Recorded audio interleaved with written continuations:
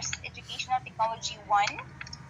So here we have the vision, mission, institutional goals of our institution, the Northern University College. Then also stipulated here are the program outcomes. What are the outcomes of the teacher education program? Based on the mandate of SED, based also on the mandate of Department of Education, being the primary consumer of our graduate, and of course based on the type of our institution. It's a state college. Then I have here the curriculum map. So how we map the outcomes to the goals so that we are very certain that the program, the teacher education program, is contributing to the attainment of the vision, mission, institutional goals of our NBSC. Then here we have the course learning outcomes. So these are what you are expected to achieve at the end of the course. So take note, there are 5 course learning outcomes that are expected of each of you to achieve at the end of the semester. First is you are expected to determine the ICT competency standards for teachers and the role of technology for teaching and learning, which is now reflected on your first module. Second, for the next module, you are expected to create samples of non-digital and digital tools that aid teaching and learning. So I will be asking you to create samples of different instructional materials. So we will have a discussion of that next week. Then, third is you are expected to formulate teaching learning experiences and assessment tasks using appropriate technology. Fourth, I will be teaching you how to write detailed lesson plan, and therefore you are expected also to create your own detailed lesson plan based on the curriculum guide of Department of Education. And lastly, we will have teaching demonstration. So basically, the final requirement for the course is the teaching demonstration. You are going to record yourself conducting a teaching demonstration or demonstrating a particular lesson guided by the detailed lesson plan. So the fourth and the fifth outputs, they're actually interrelated, they are interdependent. So when you write your lesson plan, your detailed lesson plan, see to it that this will also be the same lesson that you're going to demonstrate for your final requirement. Sir. Okay? So therefore, again, the final requirement of this class is a teaching demonstration, a full-blown teaching demonstration. I'll give you a sample of how things are to be done. I'll show you a sample so you don't have to worry. Okay? So again, this is Educational Technology 1. That's step, this is actually not 13 but 14. And it has a core requisite which is field 33. So the course description of EdTech 1 is designed to introduce students with the basic learning theories, principles, and basis in the design, development, implementation, and evaluation of instruction using EdTech. So they are exposed to both traditional and innovative technologies to facilitate and foster meaningful and effective learning. So researches and field observation on the effectiveness of any supporting material and teaching are utilized to further enhance and facilitate the delivery of instruction in the teaching learning process. So class, I actually did not follow into the references, but instead I designed it in a manner that is achievable, knowing that we started the semester late already. So that's why I omitted 3 topics and instead focus on which are very essential and which are contributing to your journey as a teacher. Okay? Again, these are what you're expected to do. So this is our grading system. Written outputs, just like the module, that's 30%. Performance task, probably the output is the detailed lesson plan, which is 35%, and the final requirement, which is your demonstration, is 35%. So you really have to do good with your demonstration because that is a culminating output. In that manner, I will be measuring if you were able to learn everything in this course. From the making of different instructional material, to the assessment, to the creating of lesson plan, and demonstration. Again, this is our final requirement, the teaching demonstration, following the detailed lesson plan. Deadline for this is May 20. You don't have to worry, we're going to go through each of it slowly. So relax lang ka, no? Let's have it one at a time. Then for the other tasks that are reflect on the other tasks that reflect on your modules. So we have here develop sample non-digital and digital books. That's April 22 is the deadline. So next week I will be introducing what are these that you also have applied. Okay. Then we have here the course outline. So we are done with week 1 and week 2 actually. So I started week 1 and week 2 last week and this week. So probably you might be wondering, Mom, what happened to our previous sessions? Don't you worry because those previous sessions were the starter of our course. But basically the formal start of our class based on my calendar of transfer here was last week and this week. Therefore, week 1 and week 2 was about technology and education, including the meaning, evolution, and the ICT competencies. If you were able to read the module, you know that all of these two were already stipulated there. Then for next week, I will be giving you another module about the roles of technology in education and the types of instructional material. So I'll be giving you a module about this one together with the types of material. So this will run for 3 weeks. That's why it's week 3, 4, and 5. So why 3 weeks? Take note that we're going to submit the sample on April 22. Therefore, next week, I'll be giving a lecture of all of this. Then 2 weeks will be given to you in the creation of samples. So take note that when we refer the example in the contrived experiences, we have mock-ups, models, realia. In the dramatized, we have puppets, comic strips, caricature.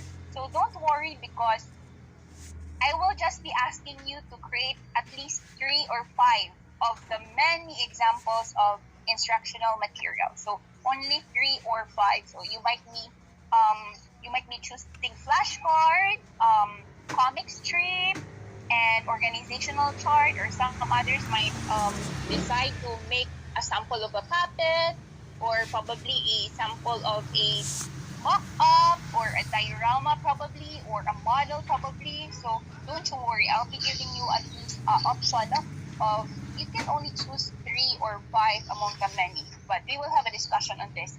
So again, I'm just giving a heads up that would be the next activity that we're going to do. It's no longer written, but it has something to do with creation. There is authenticity of the output.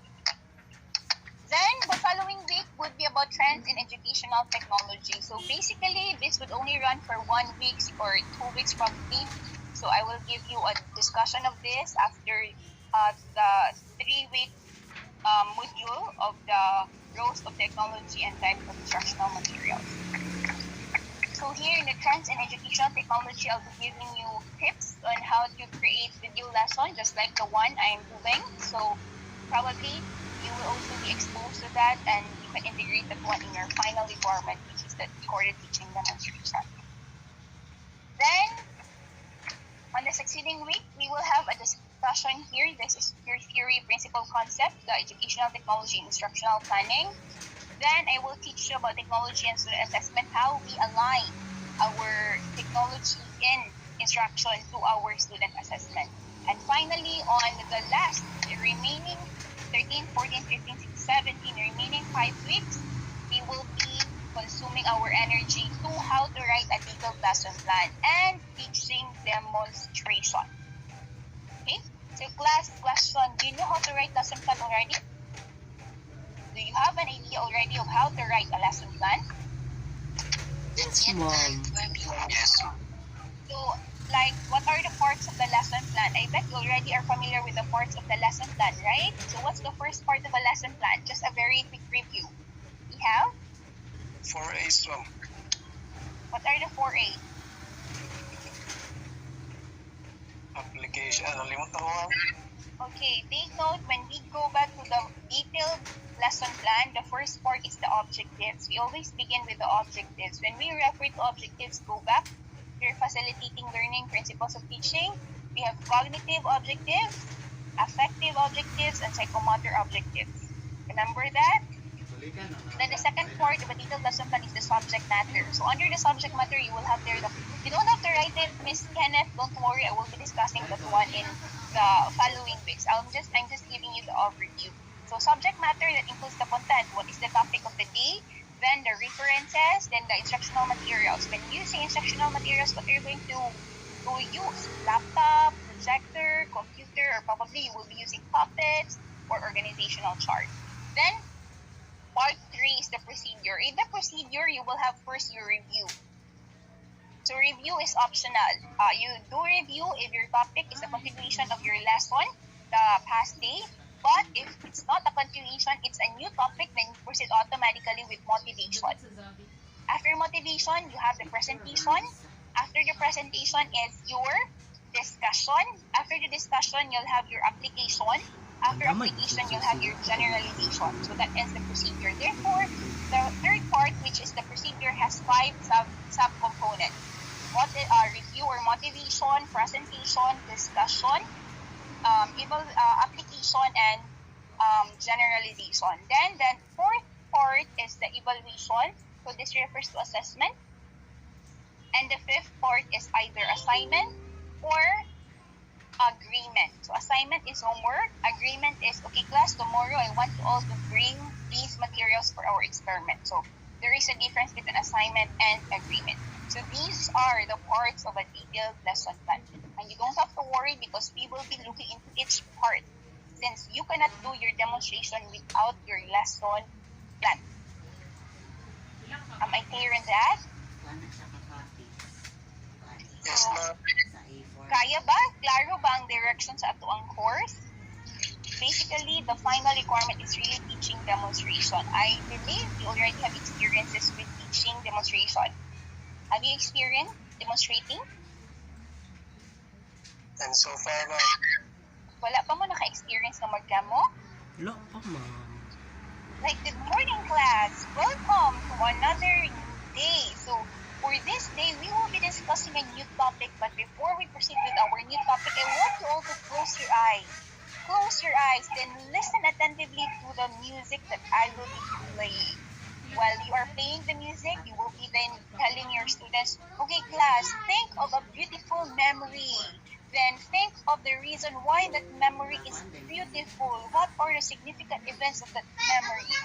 Now, everybody slowly open your eyes. So motivation na siya. Motivation na siya. So part na siya sa procedure. So inana ha, I will be teaching you how to conduct teaching demonstration because as a future teacher, you should have the skill of teaching. Not only concepts, principles, theories, but you have to have the skill on how to teach. Okay? Kaya ra ba? Kaya kayo. Okay, so class, if you have not answered the module, you still have until tomorrow. Then, please work on your energy, your time for next week, the next 3 weeks, because you will be making samples of instructional material. Okay? So, pag una-una na mo karundaan, unsa kay gusto na ko ang material. But before you can come up with your material, you have to think of unsa imong gusto nga topic. Hindi mo pwede magbuhat-buhat sa material nga wala kay basis. So, example, my topic is about the solar system. So if my topic is the solar system, dapat mag-create kong material na naka-anchor sa solar system. Mag-create kong model sa solar system with all the planets. Ito na mong model sa solar system. Then, mag-create kong mock-up sa Earth. Kanabitong ma-open yun ang Earth. Or mock-up pa ka sa Sun na makita ang core, inner core, the outer core. Then, mag-create po ko ng comics about solar system. So what are the planets in the solar system? So imuon ako siya mura siya og drama naani si planet, si Mars, si Earth, si Pluto as characters of the comics. So inana. So karon pa lang daan, I'm giving you a heads up already. Think of the topic kung gusto niyo i-final demo. Then kana siya nga topic mo na siya inyuhang inspiration to do the samples of the material. So karon pa lang daan ha, dapat inyong topic is pang high school since high school man mo. So if example si Sir Jerome is naman siya sa medical field, so iyang topic has something to do with science. So ayaw gid pag subject-verb agreement, sir. Dagdagid ka sa parts of the dili pwede ang parts of the body kay pang elementary man na siya. Usa ba ang pang high school? Anatomy, parts of the body gyapon no. Pero higher na siya, higher level. So think, si Ma'am Kenneth is, I bet, imong major Ma'am Kenneth is social studies, right? So you might think about history, world history, or Philippine history, or geography, or the geographical location of the Philippines. So isa sa imong instructional material, ma'am, map. Magbuhat yung mapa, ma'am. Kasakit, magiging kayo magbuhat ang mapa, ma'am, no? So imong mapa, pwede na by region.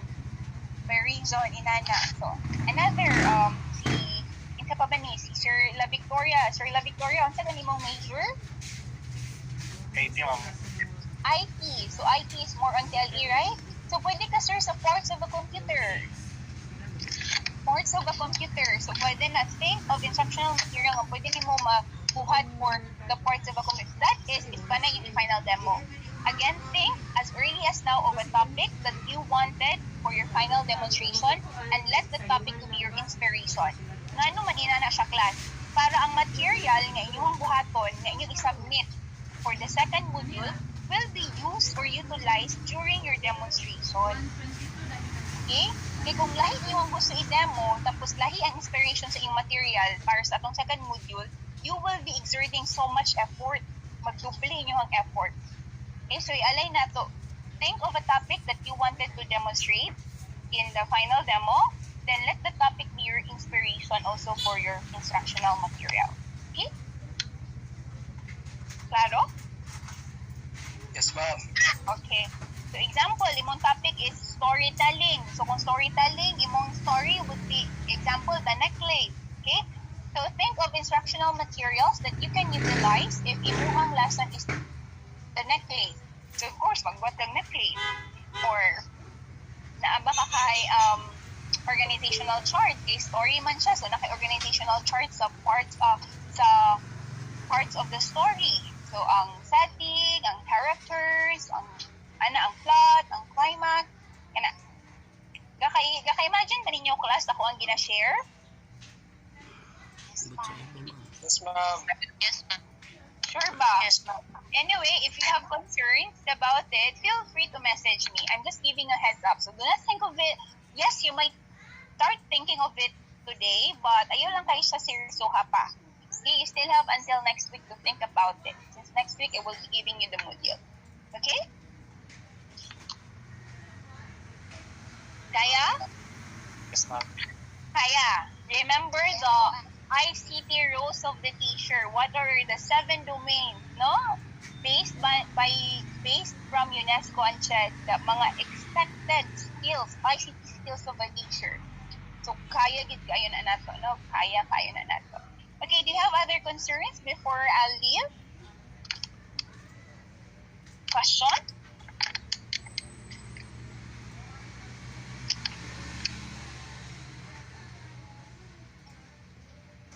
Mangutana?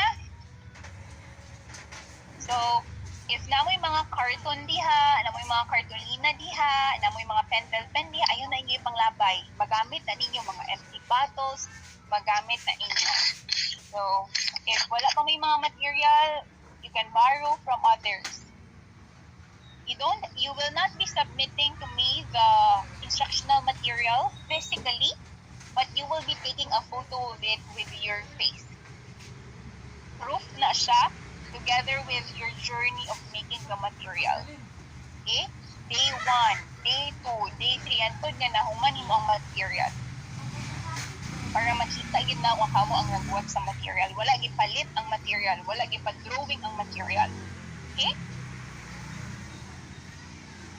Ka-imagine na ba ninyo? So, Day 1, bond paper pa, ma'am. Day 2, na-forma na ang bond paper o aeroplano. Na-forma na sa aeroplano, ma'am. So, inana siya. Okay? Okay na? Kaya? Kaya? Kaya, ma'am. Kaya. Okay? So, do we have other concerns to discuss? And so far, ma'am. Yes. Naa pa? Wala na? Okay, if there are no more concerns, thank you everybody for the response, no? So, I'll be leaving now because I still have a meeting at 5 o'clock. Thank you everybody and have a great day everyone.